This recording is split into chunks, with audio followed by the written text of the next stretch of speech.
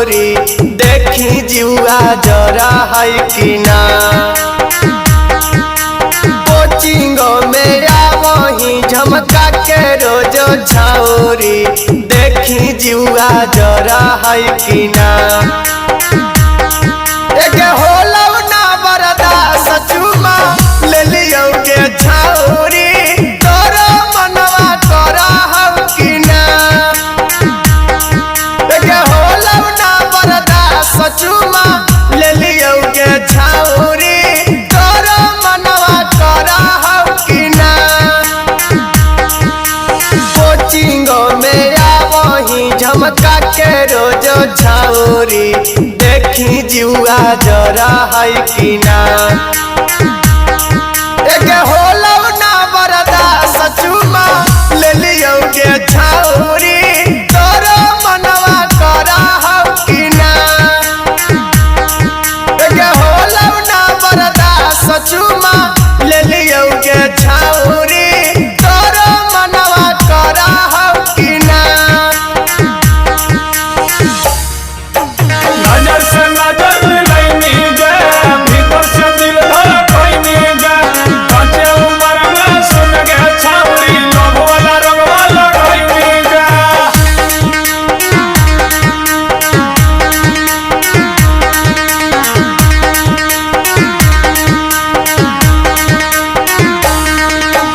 ओठावा पर लाली लगावही गे छाउरी पासे नावा से पसरा हो कि ना। ओठावा पर लाली लगावही गे छाउरी पासे नावा से पसरा हो कि ना।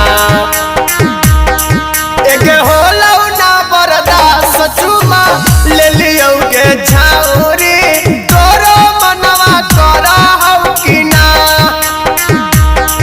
एक होला ना बरदा सचुमा ले लियो गे छाउरी तोरो मनवा करा है कि ना।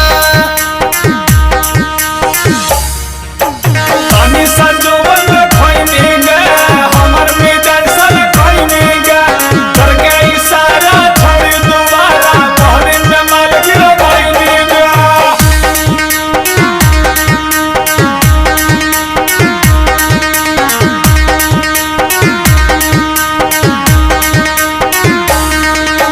गोपिया पर राम लक्ष्मण के नाम लिखल कलम चंद के ठेकल हौ कि ना। गोपिया पर मुकेश बिहारी नाम लिखल कलम चंद के ठेकल हौ कि ना।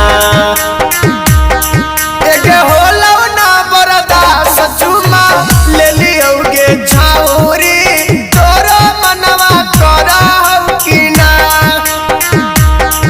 एक होला ना बरदा सचुमा ले लियो गे छाउरी तोरो मनवा करा है कि ना। कोचिंग में आवही झमका के रोजो छाउरी देखी जुआ जरा है कि ना। एक